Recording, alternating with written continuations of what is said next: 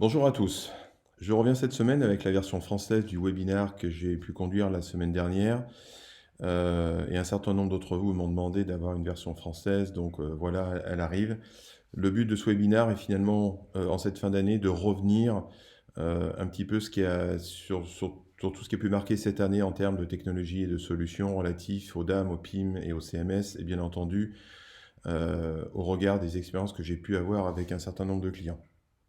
Donc finalement, dans toute cette jungle marketing, l'idée est un petit peu de vous donner un certain éclairage et en tout cas d'essayer de vous apporter les éléments clés de décision au regard de projet 2020.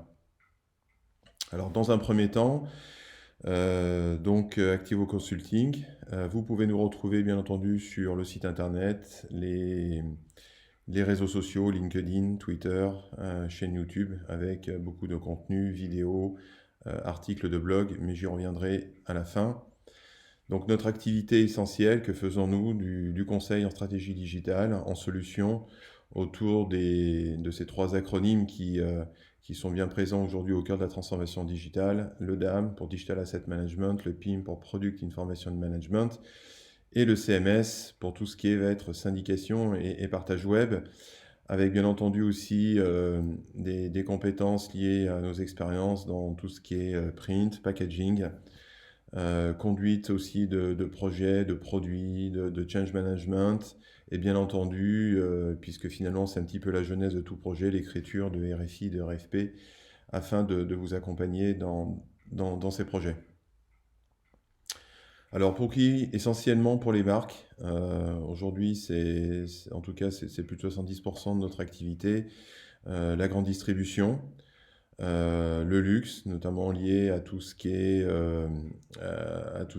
photo shooting, qui sont aussi une part importante de notre savoir-faire, et tout ce qui est agence. En répartition, aujourd'hui, c'est moitié français, on va dire à peu près, et moitié US ou Angleterre. Donc une présence qui se veut internationale.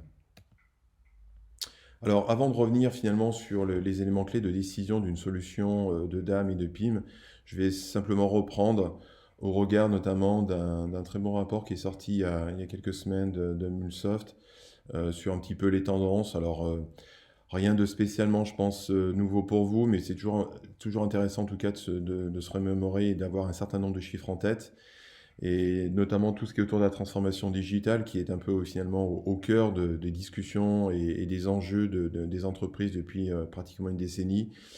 Ce qui revient de toute façon au cœur aujourd'hui, c'est bien entendu l'expérience client, alors quelle qu'elle soit, d'un point de vue technologique au niveau des solutions, mais à tous les niveaux des projets. Il est très clair qu'aujourd'hui, à partir du moment des décisionnaires ou acteurs de ces solutions, on est confronté à la réalité qui est la multiplicité de ces solutions, ce silotage que l'on a dans toutes les entreprises avec X solutions pour globalement faire la même chose et qui ne se connectent pas. Donc ça, c'est l'expression de besoin de la plupart des décideurs, à plus de 70 ou 80%.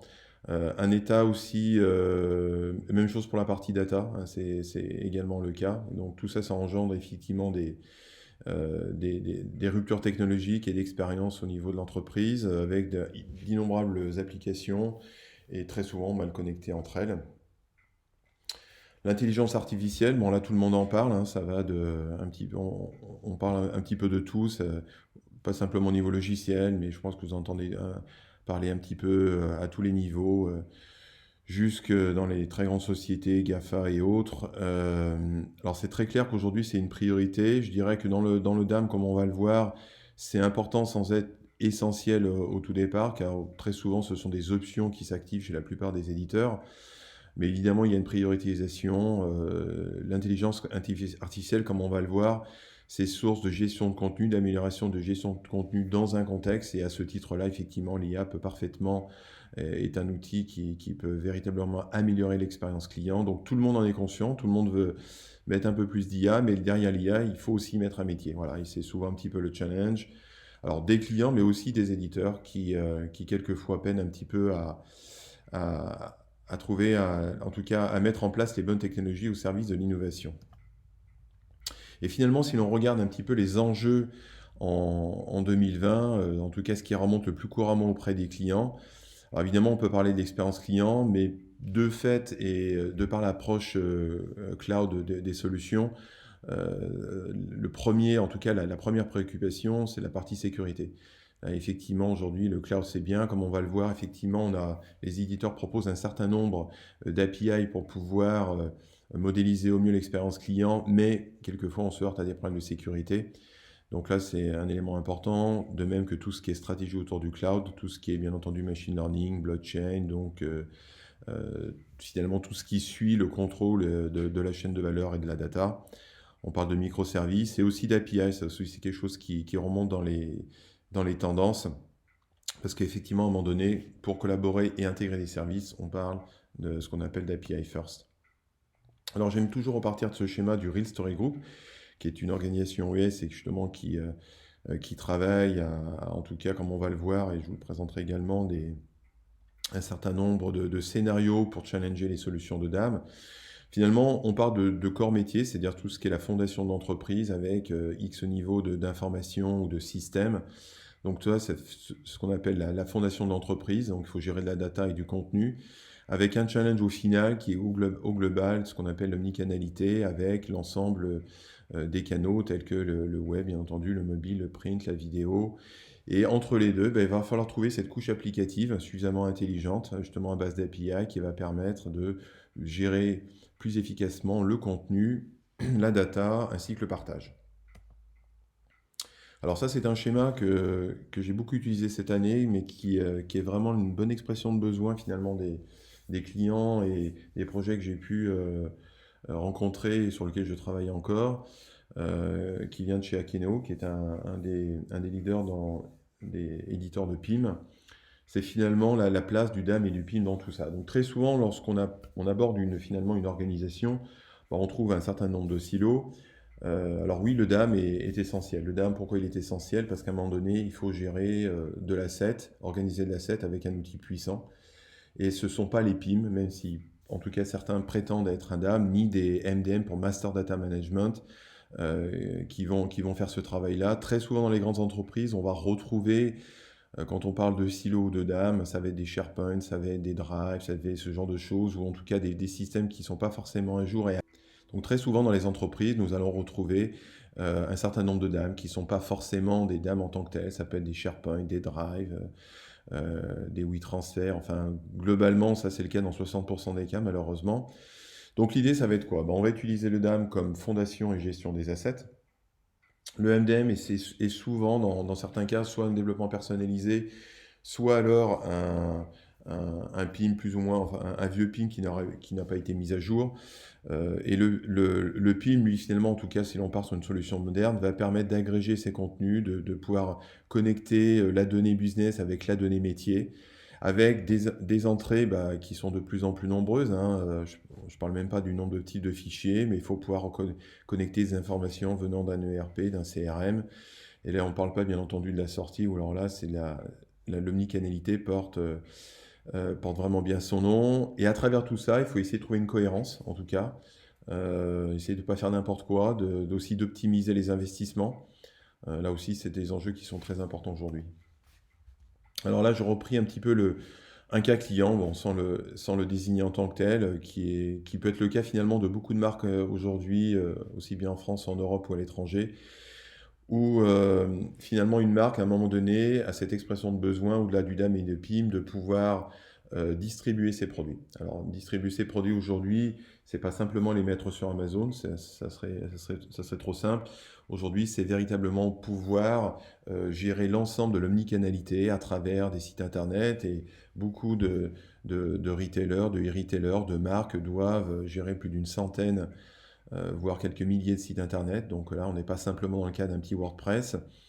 Se connecter à des plateformes, aussi bien Google, Amazon ou ProductSup, aussi, qui va lui permettre, par exemple, que l'on voit de plus en plus, et permettre de syndiquer sur tous ces canaux, parce que tous ces canaux-là ont aussi leur API, et malheureusement, notamment dans le cas d'Amazon, c'est pas Jeff Bezos qui envoie un mail en disant attention, la façon de communiquer change. Donc, en tout cas, pour rationaliser le travail et en tout cas l'appréhender du mieux possible, Voilà, le PIM va permettre finalement d'agréger l'ensemble de ces contenus.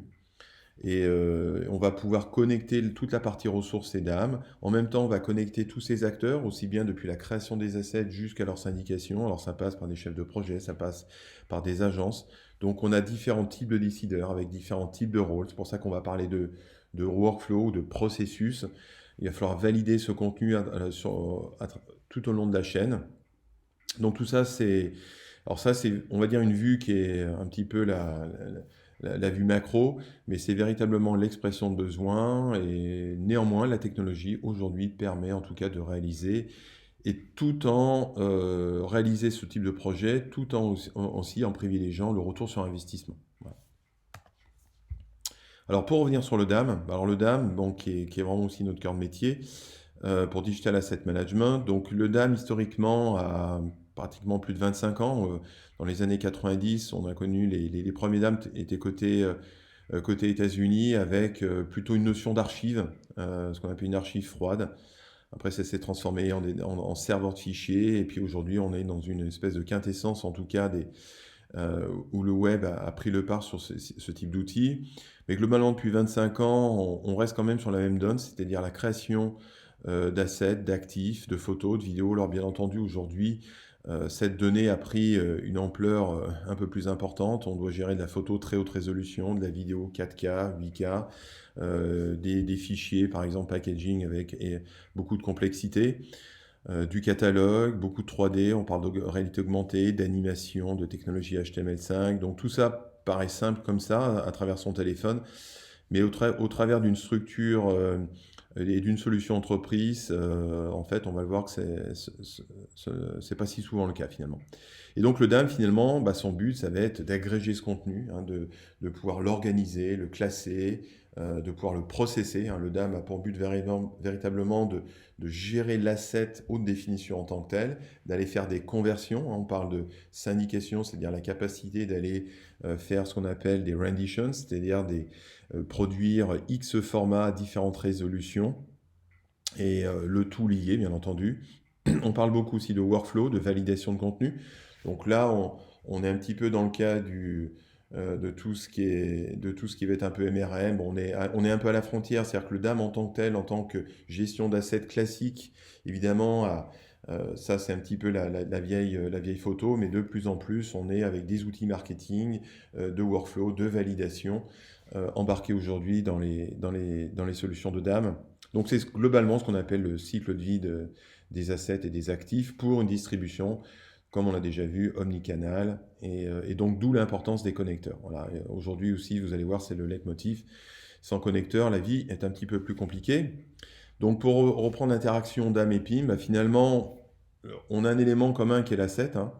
Donc là, je le dis toujours, c'est très important d'avoir le DAM et le PIM d'un côté. Bon, certains vous diront, oh ben moi le mien il fait tout, il fait peut-être tout, mais certaines choses il les fait peut-être pas, il les fait peut-être pas au mieux. Donc on a la chance d'avoir des API, des connecteurs, et une partie des éditeurs en tout cas l'ont bien compris. Donc en tout cas le PIM va parfaitement gérer la data business, le DAM lui va gérer parfaitement l'asset. Donc comme on l'a vu autour, avec de plus en plus de fonctionnalités de partage et de gestion marketing, et du côté du PIM aussi de plus en plus d'omnicanalité et de connecteurs. Donc la tendance, maintenant je vais vous présenter un peu les tendances du DAM, ce qu'il faut vraiment retenir, ce qui va vous aider finalement à un moment donné de prendre une décision. Et tout ça bien entendu dans une volonté de casser ces fameux silos.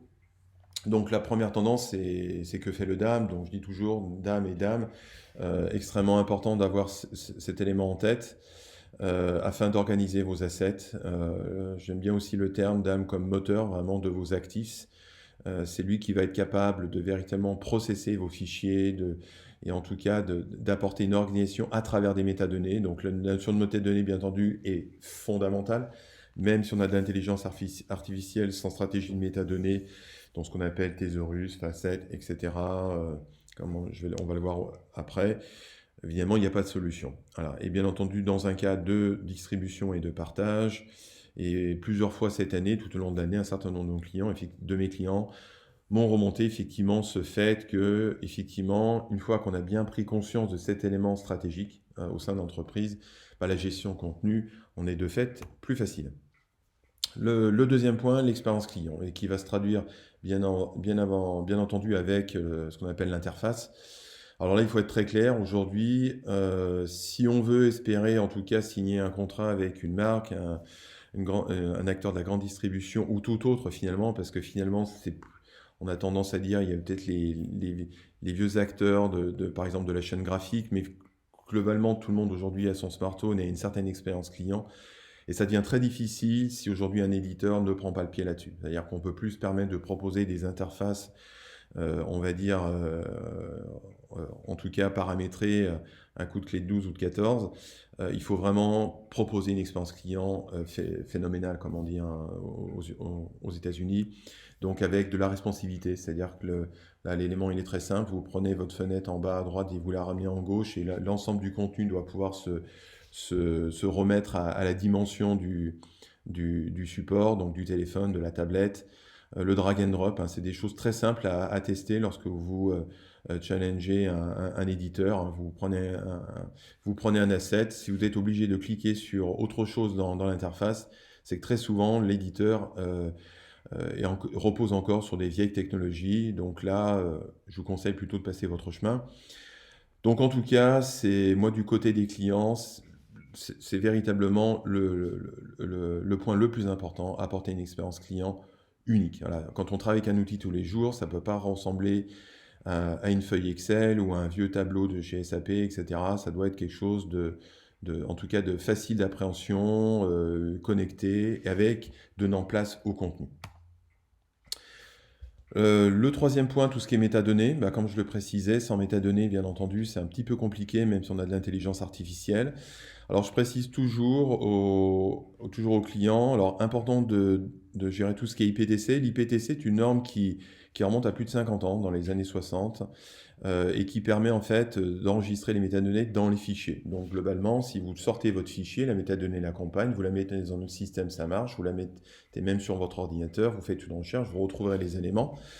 Donc ça, c'est l'élément photo le plus important.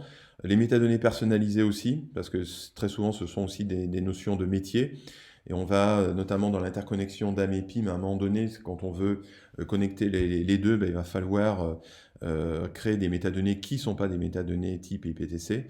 Et le troisième point important aussi, sur lequel j'insiste, vérifiez que votre système aussi vous donne la possibilité d'éditer vous-même vos propres métadonnées. Voilà, ça c'est important.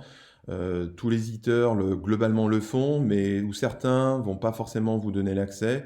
Donc c'est toujours forcément à un moment donné du service derrière, donc l'éditeur va forcément s'en sortir. Mais de votre côté, je vous conseille d'insister là-dessus, c'est-à-dire qu'aujourd'hui, vous devez être à même de pouvoir créer vos propres champs, les appliquer à vos assets. Alors l'éditeur va toujours vous sortir des explications techniques comme quoi c'est mieux qu'il le fasse lui-même. Ça c'est faux. Voilà. Simplement aujourd'hui en 2020, vous devez avoir le contrôle de vos métadonnées. Et je terminerai sur un point, c'est la présentation de ces métadonnées. Là, donc j'ai pris un exemple d'un éditeur qui est Binder, avec des choses qui sont, voilà, faut que ça soit propre, hein, faut pas que ça soit non plus un lexique illisible. Et voilà, aujourd'hui avec tout ce qui est feuille de style CSS, on peut bien présenter les choses. Voilà, si ça ressemble à autre chose, passez votre chemin. Le quatrième point, tout ce qui est DRM. Donc DRM, ça va être tout ce qui est droit lié aux assets et au suivi, au contrôle de l'asset. Alors là, c'est quelque chose qui n'est pas forcément, on va dire, très courant, en tout cas en première approche, lorsqu'on choisit une solution de DAM. Néanmoins, j'attire votre attention. Il y a trois belles technologies aujourd'hui sur le marché. Alors, vous verrez dans la suite, je présente également d'autres points, mais il y a la technologie Fadel. Donc, dans tous les cas, ce sont trois éditeurs, Fadel, Imatag et Digimarc. Fadel est pratiquement une référence dans le métier. Dès qu'on est dans le luxe, la gestion et le contrôle des visuels des assets, ne pas avoir son connecteur Fadel, c'est un petit peu se fermer le marché, hein, globalement. Donc ça, je parle un petit peu pour les éditeurs. Imatag, qui fait une très belle aussi intégration de gestion et de signature électronique, que l'on trouve notamment intégrée chez certains éditeurs, par exemple comme Wedia. Et Digimarc aussi, qui a une longue expérience à tous les niveaux du contrôle de l'asset. Donc voilà, je vous incite et vous verrez à la fin, là dans mon blog, cet été, j'ai fait un post assez long sur le sujet où vous pourrez retrouver un certain nombre d'informations et de liens. Le cinquième point, l'intelligence artificielle. Donc, vous voyez que je ne la mets pas forcément dans les tout premiers. Maintenant, c'est vrai qu'il est un petit peu difficile de parler de tendance sans parler d'intelligence artificielle. Globalement, au-delà du simple auto-tagging, aujourd'hui, un certain nombre d'éditeurs classiques comme Google Vision, Amazon, Azure vous proposent, vous avez d'autres types aussi de solutions comme IBM Watson, Clarify, etc. Moi, je parle finalement un petit peu, on va aller au-delà de simplement de l'auto-tagging, qui est bien. Alors, vérifiez quand même qu'il se fasse autrement dans d'autres langues que l'anglais, parce que malheureusement, c'est un petit peu le souci de beaucoup de solutions de dames qui ne pensent qu'à l'anglais. Bon, c'est peut-être très bien. Maintenant, en 2020, on a en tout cas les capacités de le faire dans d'autres langues. L'AI, il y a un autre niveau.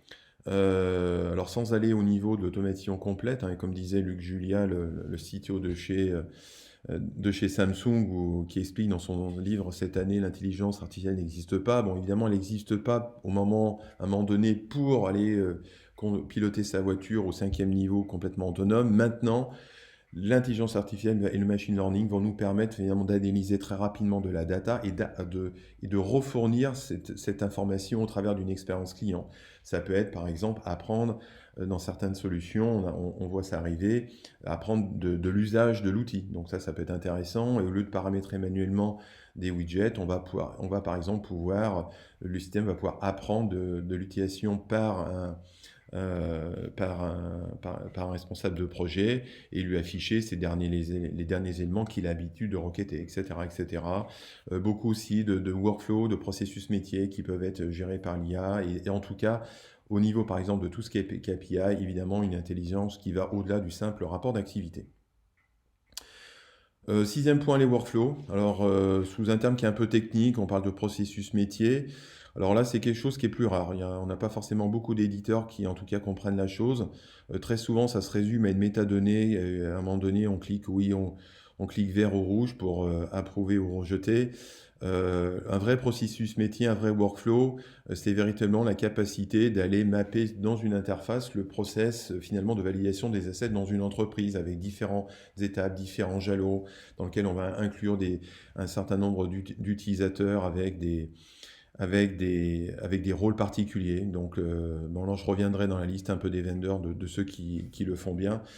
Mais le marché, en tout cas, est plus réduit. Alors l'API, bien entendu, alors là, c'est vraiment le cœur de métier aujourd'hui.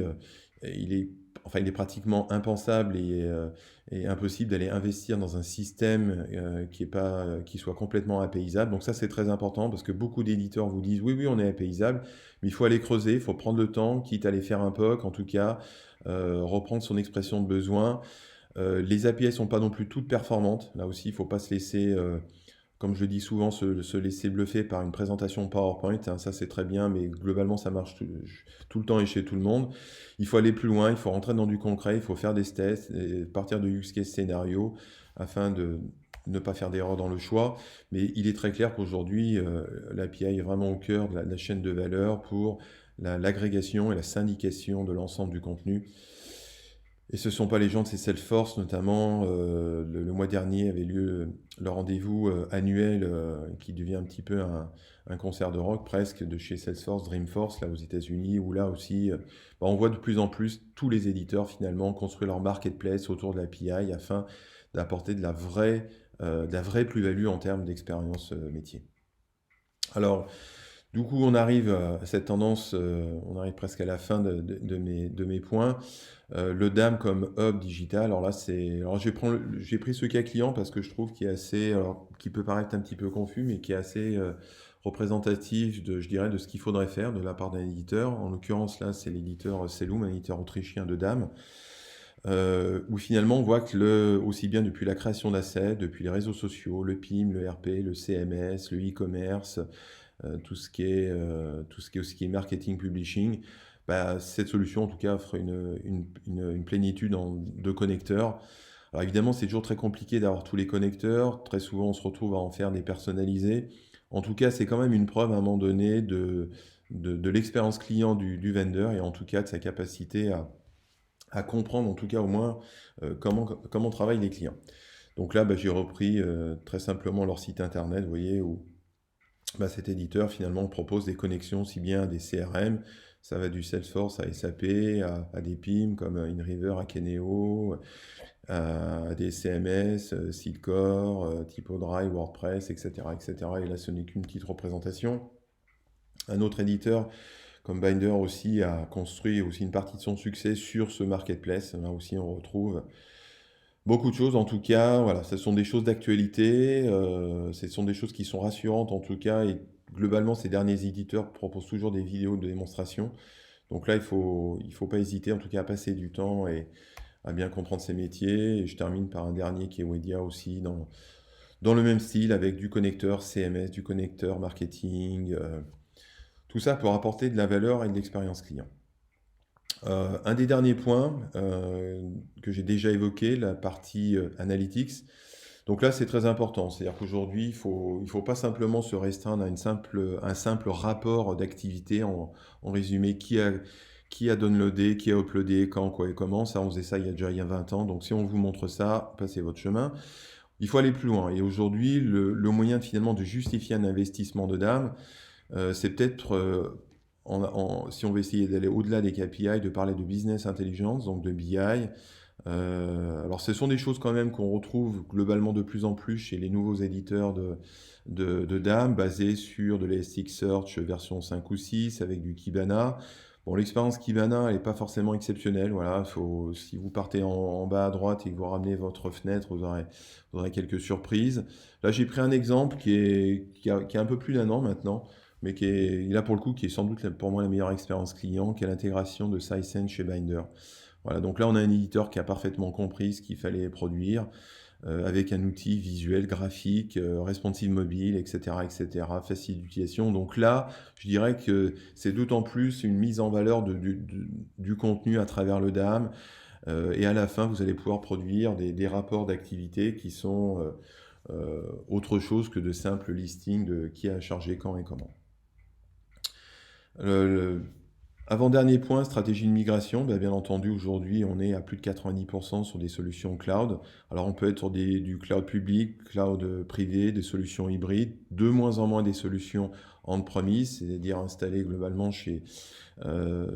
au sein de l'organisation. Même si on a encore ce contrôle avec des notions d'hybride, on peut encore partager, garder la data et utiliser des process machines extérieures. Et que le cloud, c'est pas simplement des CMS ou des sites web, c'est comme on peut le voir, de plus en plus aussi des applications web. Et si on regarde un petit peu l'adoption de tout ce qui est multi-cloud, bien entendu, c'est la tendance des entreprises. Et au sein de cette tendance multi-cloud, on a comme on peut le voir, une priorité qui est donnée à tout ce qui est hybride cloud. Donc, on gère sa data et on va partager la ressource processeur à l'extérieur. En tout cas, c'est la parfaite expression de besoin aujourd'hui des clients. Alors au niveau des prestataires, on a les trois grands que sont Amazon, Microsoft Azure et GCP Google Platform. Amazon a sans doute le plus de services aujourd'hui, plusieurs milliers, alors qu'on était à quelques centaines il y a 2 ans. Azure aussi est important, notamment par exemple en France, hein. Beaucoup d'acteurs aujourd'hui utilisent Microsoft et c'est un petit peu compliqué d'offrir autre chose qu'une plateforme Azure. Moi, en tout cas, je le vis au quotidien. GCP, notamment avec tous ces grands distribs et notamment le rapprochement avec Carrefour il y a 2 ans et la stratégie de Monsieur Bompard. Bon, effectivement, on voit aussi de plus en plus cette notion de plateforme GCP et plus la défiance des GAFA avec Amazon, où est-ce qu'on doit laisser nos data ou pas. Bon, pour les grandes distributions, ce qu'on appelle les retailers, effectivement, c'est une problématique puisque Amazon est directement concurrent. Maintenant, pour les solutions de DAM, on va dire que c'est un petit peu diversifié. Au niveau de types de machines, on est globalement sur à peu près sur à peu près les mêmes configurations, que ce soit hardware, software, et tout ça, c'est complètement, ça peut être, en tout cas, géré à la demande et par rapport au process de fichier. Et là, j'ai pris un exemple avec PhotoWare, qui est aussi une belle solution de DAM, et qui propose simplement sur son site, il y a 3 types de modèles, avec des choix Azure ou AWS, avec des mensualités, des souscriptions par mois avec différentes fonctionnalités. Donc voilà, c'est véritablement la tendance aujourd'hui des solutions de DAM. Ne pas oublier l'innovation. Donc là, c'est véritablement important en tout cas de questionner l'éditeur. Voilà, c'est quoi la roadmap, c'est quoi la suite. C'est-à-dire qu'on n'achète pas un bloc et puis on se revoit dans 3 à 5 ans. un client, ça se gagne tous les jours et c'est important en tout cas de votre côté d'avoir une visibilité sur l'innovation. Donc finalement, le DAM en 2020, bah, je vais d'abord garder une grosse partie de fondation, c'est-à-dire l'expérience client premier. Là, je le répète et je le répéterai encore.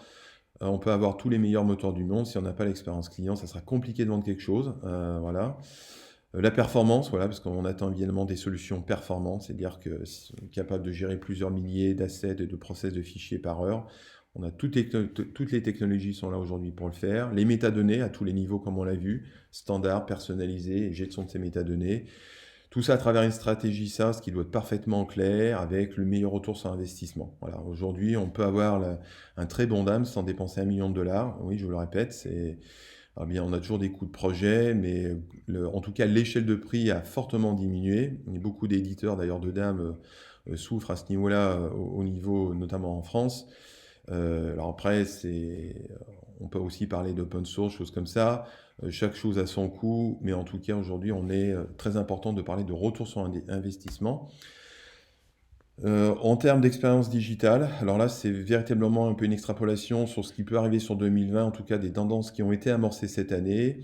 On parle d'assets dynamiques. Globalement, c'est la capacité d'utiliser un asset sur différents canaux et automatiquement, il va être proposé, en tout cas dans ces différents formats afin de satisfaire l'omnicanalité. L'édition en ligne, qu'on en voit de plus en plus. Alors, pour certains cas, on va être dans l'édition native du fichier InDesign. En tout cas, si vous avez besoin d'un fichier InDesign, je vous conseille vivement de vérifier que c'est bien un InDesign Server derrière et pas un simple IDML. Par contre, si vous êtes simplement dans la personnalisation en fin de cycle, bon, la personnalisation en tant que telle, finalement, quelle que soit la technologie, peut suffire. On voit de plus en plus de marketing automation, c'est-à-dire cette capacité depuis le DAM de faire de la newsletter, d'aller créer des pages web, d'aller envoyer du contenu à d'autres systèmes, également dans tout ce qui est valable pour tout ce qui est social content management, également très important de pouvoir avoir ce DAM comme unique référence capable d'apporter le contenu aux différents canaux. Voilà. Et bien entendu, d'offrir le portail de la marque, c'est-à-dire la capacité de personnaliser aussi ces portails, mais là c'est quelque chose que l'on voit de plus en plus avec ces notions d'API first. Donc aujourd'hui, maintenant, se pose une vraie question, comment choisir? Voilà.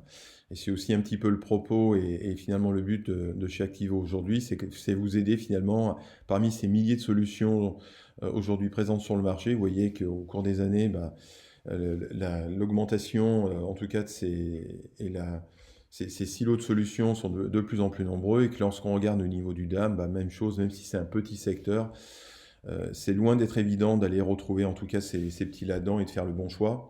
Alors évidemment, dans une grande organisation, et en tout cas, c'est ce qui se passe encore quand même, globalement, il faut avouer, puisque beaucoup de clients travaillent avec des grosses sociétés de conseil qui ont des accords avec les gros éditeurs et qui forcément ne peuvent pas être autre chose que du Gartner et du Forrester.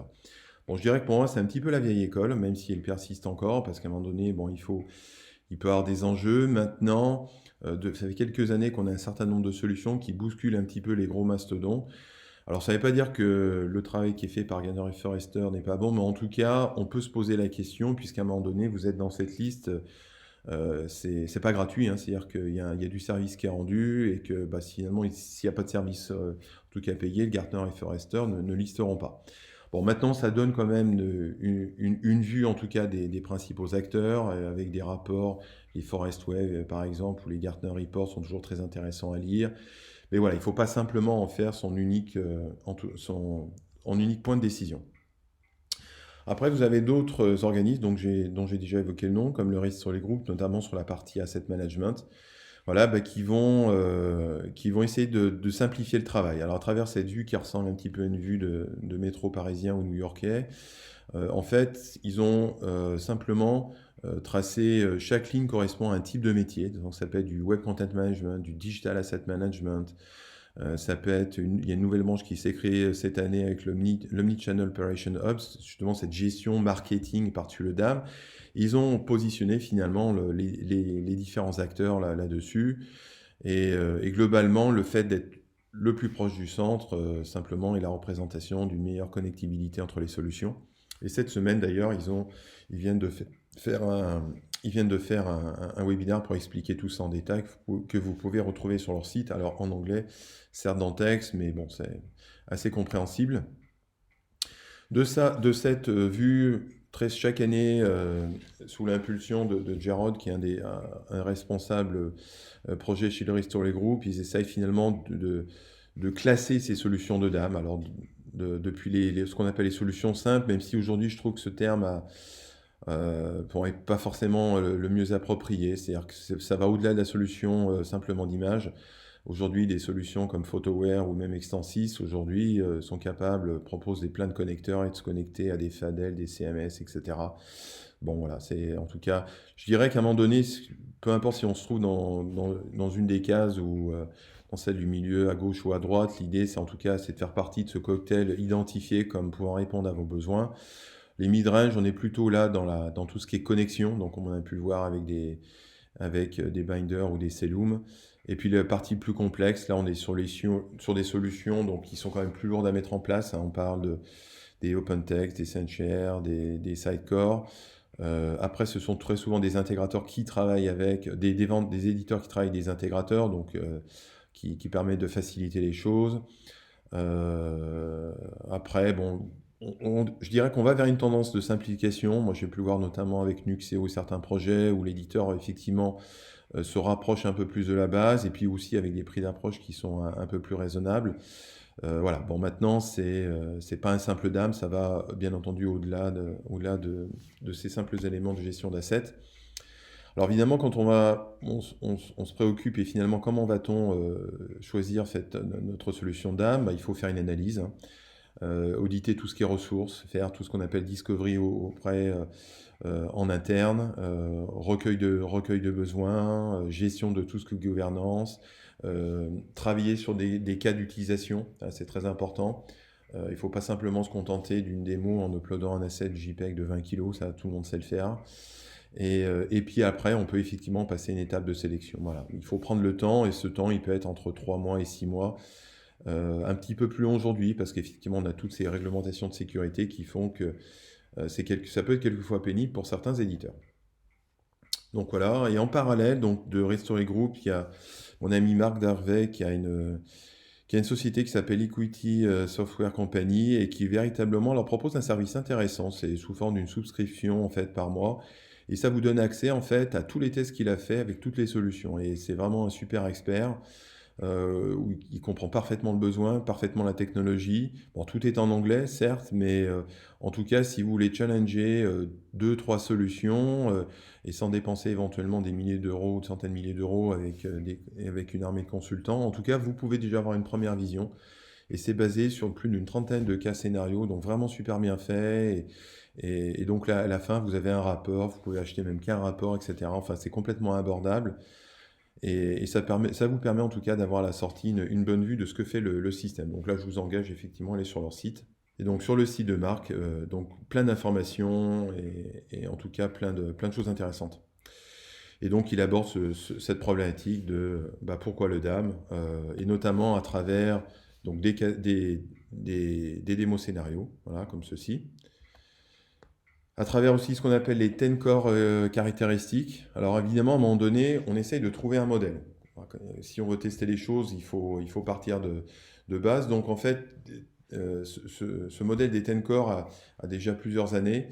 Il reprend globalement ce qu'on est en droit d'attendre d'une solution de DAM depuis finalement le téléversement des visuels, à l'organisation, à la classification, aux métadonnées, au partage, à la sécurité, etc. Donc tous ces jeux de tests en fait qui sont faits au niveau des éditeurs vont reprendre chacun de ces points-là. Et après, bon, il y a un certain classement. Alors là aussi, hein, qu'on soit le deuxième, le cinquième, le huitième, pas forcément important. Mais en tout cas, ça permet de donner une idée. Là, on a 3 cas scénarios où effectivement, on peut voir un petit peu comment sont classées les solutions. Et toujours aussi avec une donne d'expérience utilisateur. Donc c'est très important. Très souvent, les premiers sont ceux qui offrent la meilleure expérience utilisateur. Le Risque Group aussi, cette année, est parti sur la même voie avec une dizaine de cas scénarios. Alors, dans la gestion de la marque, gestion plutôt produit, gestion grande distribution, agence, photo, etc. Donc là aussi, plein de choses extrêmement intéressantes sur leur site, en anglais aussi, mais bon voilà, en tout cas, vous retrouverez pas mal d'informations. Et puis pour terminer, bah, c'est un petit peu comme chaque année, il faut décerner en tout cas, on va dire, des accessites, des awards, on va dire. Alors ce classement, il est globalement il résulte de ce que moi j'ai vu sur le marché. Il n'a rien d'officiel, chacun pourra en tout cas émettre son jugement. Alors sur la France, on va dire que les choses sont plus restreintes, hein. On va dire qu'aujourd'hui en France, les projets d'âme, bon, déjà il faut que ça démarre. C'est une vraie volonté d'entreprise. C'est quelque chose qui est très, très, très compliqué, hein, la transformation digitale, parce qu'il faut pouvoir, en tout cas, avoir une vraie synergie. Alors j'ai la chance, en tout cas, d'en vivre avec quelques-uns, et ça se passe très bien pour eux, parce qu'ils ont su mettre les bonnes ressources au bon moment, avec les bonnes personnes. Hein, je le répète toujours, la réussite d'un projet, c'est 95% d'organisation humaine et 5% de technologie. Donc finalement, tout ce que je vous montre là, c'est très bien, mais ça doit être mis en parallèle, sans gouvernance, sans compétences, un petit peu compliqué. Voilà. Alors parmi les vainqueurs, alors, notamment côté français, ben, on retrouve je dirais 4 acteurs majeurs, avec essentiellement 2 gros vainqueurs sur le marché. Alors quand je dis vainqueurs, c'est surtout des gens qui trustent le plus de projets. À commencer par la société Wedia, qui propose une interface aujourd'hui extrêmement moderne, réactive, avec en plus une offre tarifaire SaaS qui est assez concurrente. Mais on est vraiment dans la pure expression de besoin de l'expérience client. Société qui s'est également renforcée en septembre en intégrant la société Galilée. Donc aujourd'hui, c'est plus d'100aine de personnes, avec un gros centre à Paris, également à Francfort, à New York. Donc voilà, en tout cas, un acteur essentiel du marché français. Kipik également, qui a eu de très beaux succès cette année, aussi avec une solution SaaS avec un prix d'accroche assez compétitif. Je citerai également Binder, qui est de plus en plus présent également auprès d'acteurs, de marques, avec un écosystème extrêmement fourni, comme on a pu le voir lors des précédents slides, avec un marketplace très riche. Là aussi, une solution très WYSIWYG, très facile d'approche. Et Selung, qui est un acteur plus ancien, qui a une quinzaine d'années, mais qui est très présent quand même chez des gros acteurs, chez des marques, retailers, avec également un écosystème, sans doute l'écosystème d'ailleurs le plus fourni. Donc, ce qui caractérise en tout cas ces 4 solutions, c'est que les 4 offrent une plateforme moderne avec ce qu'on appelle du React.js, du Node.js, donc du WYSIWYG, très facile d'approche en termes d'expérience client. Un autre niveau après, on a sur des solutions peut-être plus entreprises, des gens comme chez Nuxeo, que je vois aussi avec un périmètre d'intervention s'élargir, et pas simplement qu'en France, notamment en Europe, avec des beaux projets qui sont montés grâce aussi à des partenaires. Alors, bon, dans le cas de Nuxeo, typiquement, vous avez des partenaires par exemple comme Solane qui font un très très bon travail. Côté américain, vous avez aussi une solution qui s'appelle MediaValet, voilà, qui est aussi en train de progressivement de prendre du terrain, à travers aussi de l'expérience utilisateur. Cloudinary également, qui est une solution aussi américaine avec aussi un headquarter en Israël, et qui est beaucoup utilisée notamment pour l'optimisation et la gestion de tout ce qui est visuel à travers des sites web. Mais là aussi, c'est des choses qui avancent. Et puis, je pouvais ne pas citer For All Portal, qui est un éditeur allemand et qui vient de gagner 2 fois de suite le fameux bake-off des Henry Stewart Event, qui est une sorte de bataille des éditeurs d'âme en 10 minutes et qui offre un bon compromis expérience. Bon, tout ça, c'est à mettre en relatif dans un marché qui est extrêmement fourni. Donc voilà, je leur dis à tous quand même bonne chance. Et puis un autre niveau encore, plutôt au niveau ce qu'on appelle ECM, même si ce terme a tendance un petit peu à disparaître. J'aime assez bien le terme utilisé par Tenovos, qui est JMSI pour Global Marketing Supply Chain. Je trouve que ça représente plus de choses que simplement ECM. Tenovos d'ailleurs, qui est un nouvel acteur avec des gens qui viennent un petit peu avec des gens brillants qui viennent de chez OpenText, Nuxeo. Donc forcément, au final, on arrive à une solution qui commence aussi à émerger. Seedcore, bah, c'est aussi un des très gros leaders, puisque rachat de Stylab, beaucoup de business à travers aussi Salesforce, une expérience client, bon voilà, qui est plus à démontrer, avec des gros projets, en tout cas avec des marques. Et puis bon, difficile aussi de ne pas citer Adobe avec Adobe Experience Manager, avec une déclinaison AEMS7 aussi depuis un an. Mais là aussi, c'est à mettre au regard de solutions cloud que j'ai précédemment citées, où les notions de prix, bah, à un moment donné, notamment en France, bah, chacun regarde un petit peu dans son porte-monnaie. Et enfin, OpenText, qui reste quand même présent beaucoup chez tous les en tout cas, de tout le monde de la mode, du luxe, voilà. De par des intégrations aussi passées avec les gros systèmes ERP. Et enfin, je terminerai par, bon, on pourrait les mettre dans le DAM aussi, mais ils sont plus spécialisés dans tout ce qui est processus métier, workflow. Alors là aussi, c'est compliqué de ne pas citer Workfront aujourd'hui, puisqu'ils sont un petit peu de partout. Un éditeur américain avec un énorme marketplace qui est connecté aussi à plein de dames. Deux choses aussi, cette année a vu en tout cas de plus en plus l'arrivée de features, de fonctionnalités liées à tout ce qui est gestion projet, diagramme de Gantt. Alors je pense que la meilleure expression client est de très loin celle de WAC, et qui d'ailleurs de plus en plus est intégrée, alors aussi bien chez Workfront que chez par exemple chez Woodwink. On le voit de plus en plus intégré chez pas mal de dames. Donc ça, c'est félicitations aux dames, parce qu'au lieu d'aller réinventer la roue, c'est quand même beaucoup mieux d'utiliser un outil qui est plébiscité par un petit peu tout le monde. La même chose aussi avec Trello, par exemple, qu'on voit de plus en plus intégré aux dames. Là aussi, Trello avec une version entreprise qui est arrivée, qui est de plus en plus, voilà, qui est simplement facile à utiliser sans passer des heures de training. Screen Dragon aussi, que je vois aussi beaucoup intégrer des systèmes type DAM ou ECM, belle expérience client, gestion de projet. Media Beacon de chez Esco, alors là on est plus dans du DAM euh, assez costaud et complexe, mais bon, avec toute l'expérience Esco des arts graphiques, du packaging. Bon, là on n'est pas dans le low cost, mais bien entendu derrière il y a du workflow, donc un des gros acteurs. Et puis le dernier, Daline, donc plus petite société allemande qui propose aussi un très très bon, sans doute un des meilleurs workflows, gestion de workflow au métier, en tout cas versus le retour sur investissement, parce que là on est quand même aussi à quelques échelles en dessous, et qui vient de sortir une nouvelle version 6 en intégrant justement de la gestion de projet, et avec toujours sans doute un des meilleurs, si ce n'est le meilleur visualisateur de fichiers avec dialogue pour gérer tout type de prévisualisation, et aussi une nouvelle interface qui est en train d'arriver sur base de React.js. Voilà. Donc là, je crois que je vous ai un petit peu parlé de tout le monde. On va pouvoir passer au PIM. Alors le PIM, effectivement, en tout cas dans beaucoup de mes projets, a pris de plus en plus de place et d'importance. Voilà, parce que simplement, c'est la donnée business, c'est les analytics. Et c'est là que finalement, on va pouvoir, notamment pour tout ce qui est marque et grande distribution, aller syndiquer, connecter la data et utiliser le DAM comme source de contenu et donc d'assets. Donc là, j'ai repris ce schéma de chez InRiver qui est, je trouve, assez explicite, très parlant, et qui est d'ailleurs une assez bonne représentation de leurs produits avec des dashboards, des tableaux de bord comme ça très simples et très visuels.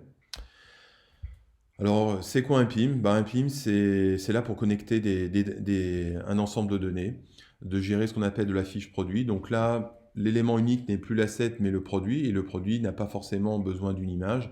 Donc on est dans une notion de data model. Donc dans chacun des projets PIM, il va falloir construire un data model, et chaque client est différent. Donc ça, c'est sans doute la partie la plus importante, parce qu'au-delà des solutions qui globalement aujourd'hui peuvent arriver à mapper sur ces data models, il y a un vrai travail de fond à faire, et je peux vous garantir que c'est pas évident. Alors ce data model aussi, à un moment donné, il faut rapidement le confronter lorsqu'on fait un RFI en RFP, quand même aux capacités du PIM. Je vous le dis, un certain nombre d'acteurs de PIM, notamment modernes, essayent un peu de tout faire, donc de temps en temps, ils en oublient un petit peu l'essentiel. Donc là, c'est important aussi de relier le métier et de ne pas simplement croire à une présentation produit. Donc là, j'ai pris un exemple qui en termes d'interface, est sans doute un des meilleurs avec Akeneo.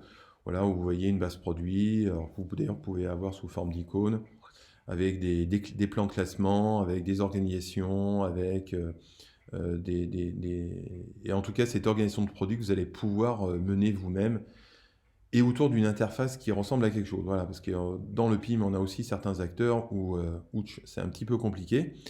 Donc le PIM a aussi pour but d'enrichir, hein, on va faire vivre le produit, on va syndiquer le produit sur différentes plateformes. Notion de traduction, très importante également. Donc là, on a aussi beaucoup d'intégration, comme vous le verrez là sur mon dernier schéma. Et à un moment donné, la distribution. Voilà. Donc là, c'est depuis donc, la gestion de la data, captation de la data, l'enrichissement produit et la distribution. Voilà les métiers du PIM. Alors, bien entendu, tous ces avantages sont à mettre au profit des marques et de la grande distribution. Donc là, j'ai repris un des tableaux de bord de Chine River qui vous donne un peu, globalement, lorsque vous allez arriver dans le système, bon voilà, vous avez une vue tout de suite où vous en êtes un petit peu de tout ce qui est de vos différents canaux, de vos produits, de l'engagement, de la distribution, des analytiques, etc., etc. Et en un clin d'œil, vous devez être capable de prendre une décision. Donc tout ça, le PIM va nous permettre vraiment de centraliser toute cette information produit, de collaborer de façon beaucoup mieux avec une vraie data quality, hein, c'est-à-dire qu'on est véritablement dans une gestion de la data vraiment aux petits oignons afin d'offrir le meilleur contrôle possible. Voilà. Tout ce qui est distribution, multilingue, comme je l'ai précisé. Et en tout cas, de pouvoir. Le vrai but finalement d'un PIM à un moment donné, c'est voilà, on a un challenge qui est celui du e-commerce. Et il faut réussir parce que simplement, notamment versus aujourd'hui les challenges que peuvent être l'Asie avec la Chine, etc., il faut être capable à ces différents retailers, resellers, etc., à ces différents e-retailers en tout cas, de pouvoir fournir des produits très rapidement. Donc là, du coup, on retrouve mon schéma de départ, hein, mon use case de départ, où on voit toutes ces données, on voit vraiment que le PIM a un très gros travail de syndication, d'agrégation d'informations. Donc voilà, c'est en tout cas dans les sujets et les projets d'un PIM, le PIM est à lui seul un très gros projet et très souvent finalement, il peut être intéressant pour les marques en tout cas de travailler avec des équipes un peu séparées, mais à un moment donné forcément qui travaillent ensemble, mais en tout cas dans le choix de la solution, c'est important d'avoir cette vision. Donc voilà, alors le marché c'est un petit peu différent du DAM. Voilà, au DAM, vous avez globalement compris que en tout cas, on est des acteurs essentiellement SaaS, bon, ce qui est aussi le cas du PIM, mais par contre, sur le PIM, en termes d'investissement, on peut vraiment aller à peu près on va dire sur des tranches basses à des tranches extrêmement élevées. Tout ça, c'est beaucoup relatif aussi à la gestion de projet, à tout ce qui est onboarding, tout ce qui est data model, donc c'est compliqué aussi de mettre une étiquette comme ça. Alors parmi les meilleurs acteurs, en France, on parle beaucoup d'Akeneo, notamment avec les derniers fundings qui ont pu être faits. Du Salsify aussi, que je vois de plus en plus, Content-Serve. Je dirais que beaucoup, en tout cas, des acteurs, ceux qui réussissent sont aussi ceux qui sont connectés. Voilà, il faut être très clair, même si on peut faire du connecteur dédié, c'est quand même important d'avoir cette connexion. Pimcore aussi dans beaucoup de projets, puisqu'à la base, projet open source. Moi, j'ai commencé avec Pimcore en 2005, vous voyez, donc Pimcore est toujours là dans une dernière version. De nouveaux éditeurs comme Cable aussi, qui apportent aussi leur dose d'innovation, de vues différentes. Dans tous les cas, cette multiplicité est toujours intéressante au regard finalement de la compétition et au final, ce n'est que du bénéfice pour le client. Après, chez les très gros, la grande distribution, vous allez retrouver encore aussi du Stibo système. Donc là, on est sur des systèmes plus entreprises. Mais là aussi, bon, Stibo, je pense qu'il a pris conscience aussi de ce marketplace et, par exemple, a annoncé un partenariat avec Tenovos. Donc voilà, bon, on est sur des plus gros systèmes. Mais maintenant, voilà, il faut aussi voir que chez les clients, on peut être amené à gérer plusieurs milliers, ce qu'on appelle de SKU, hein, de produits, jusqu'à plusieurs millions. Alors évidemment, là aussi, c'est important de pouvoir tester et challenger vraiment les éditeurs, ainsi que leurs API, parce qu'on ne gère pas de la même façon, on n'a pas le même moteur pour gérer 20 000 produits et 1 million de produits. Voilà. Donc là, c'est aussi là que les différences se font, et donc de fait des différences également de prix. Pour terminer, j'ai repris ce schéma encore une fois d'Akeno que je trouvais extrêmement parlant, qui globalement place vraiment le PIM au cœur du métier et de l'expérience client. D'ailleurs, on parle de PXM, on parle d'expérience client liée au produit lié au client donc, et au produit. avec des connexions bien entendu aux dames. Donc là, vous voyez un peu une connexion et vous retrouvez un certain nombre de dames que je vous ai citées auparavant. La notion de catalogue, parce qu'à un moment donné, effectivement, on peut être amené au niveau de la grande distribution sortir des catalogues. Donc, par exemple, avec Printsuite, qui est un éditeur allemand et qui est vraiment spécialisé sur cette partie-là de gestion, de chemin de fer, de InDesign en ligne, etc. Vous avez aussi Chili avec la personnalisation en ligne. Donc, en tout cas, vous voyez, c'est important. Cet éditeur PIM, en tout cas, a parfaitement compris les enjeux. On gère de l'asset, c'est pas nous qui allons le faire. On peut le faire, mais il y a des acteurs en tout cas, qui sont légitimes dans ce domaine-là. De la syndication dans tous les sens. Alors, Product Sub, dont j'ai parlé, qui est aussi de plus en plus en vogue à ce niveau-là, mais également au Salesforce, au Magento, au PrestaShop, etc., etc. Et donc, je ne serais pas étonné en tout cas que ce marketplace s'étende au fil des années.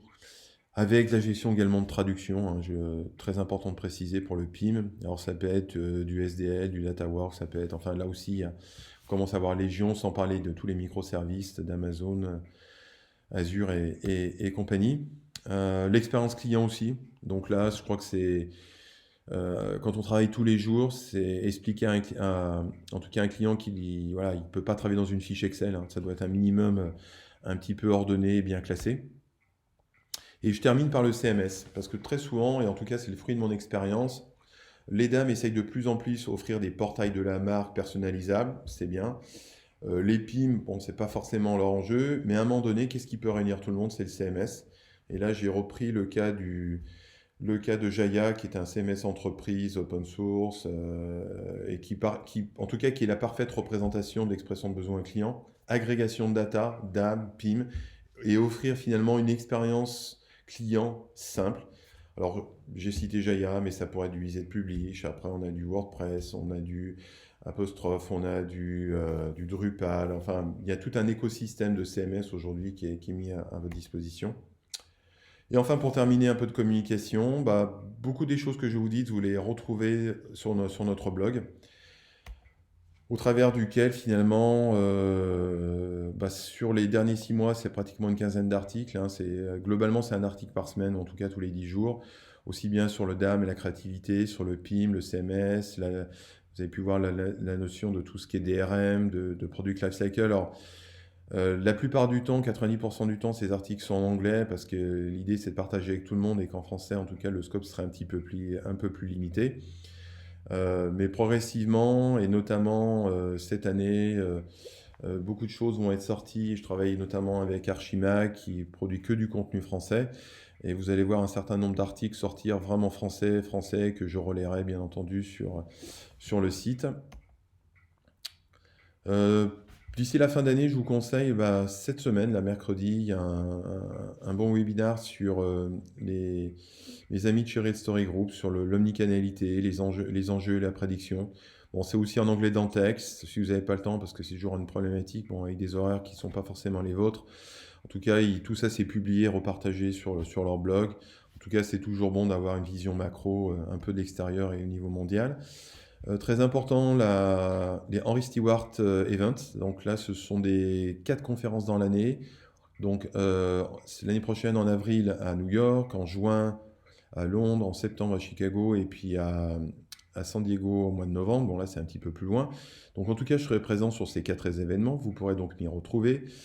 C'est véritablement quelque chose que je vous engage en tout cas à tester, que ce soit à New York ou à Londres. Enfin, c'est vraiment exceptionnel. Il y a du contenu vraiment de qualité avec des gens très brillants comme mon ami John ou Teresa Regli, des gens qui ont 20 ans entre guillemets, de bouteilles derrière eux, qui ont vécu énormément de projets, une atmosphère et une organisation qui est aux petits oignons, et un coût qui n'est pas si exorbitant au regard de ce qu'on peut payer dans certains cas, en tout cas sur d'autres vieux salons. Bon, New York, il y a forcément un coût, mais si on s'y prend maintenant, a priori, c'est encore gérable. Donc voilà, en tout cas, beaucoup de contenu aussi. Toujours en parallèle, ils ont ce qu'on appelle des Creative Operations, qui sont véritablement, c'est des use case clients, tout le monde partage vraiment du super contenu. Donc voilà, et donc pour nous retrouver, le site internet, les LinkedIn, Twitter, YouTube, tous Sur SlideShare, vous retrouvez donc là aussi l'ensemble des présentations. Tout ça, c'est cliquable avec des liens, donc vous pourrez réutiliser. Voilà. En tout cas, je vous remercie pour votre attention. Ce fut un petit peu long, mais l'idée, c'était vraiment de prendre le temps de démystifier un certain nombre de choses, de vous éclaircir sur les enjeux du DAM, d'essayer de vous conseiller au mieux. Voilà. Le fin mot, je vous dirais que c'est toujours penser à l'expérience client, l'interface. Je dis toujours interface, performance, écosystème. Ne croyez pas aux présentations PowerPoint, partez sur des démonstrations véritablement basées sur des vrais démos scénarios et challengez aussi bien les consultants que les éditeurs. Voilà, le client est roi, il doit le rester et vous devez être maître de la solution sur laquelle vous investirez en 2020. Merci et encore bonne fin d'année à tous. Au revoir.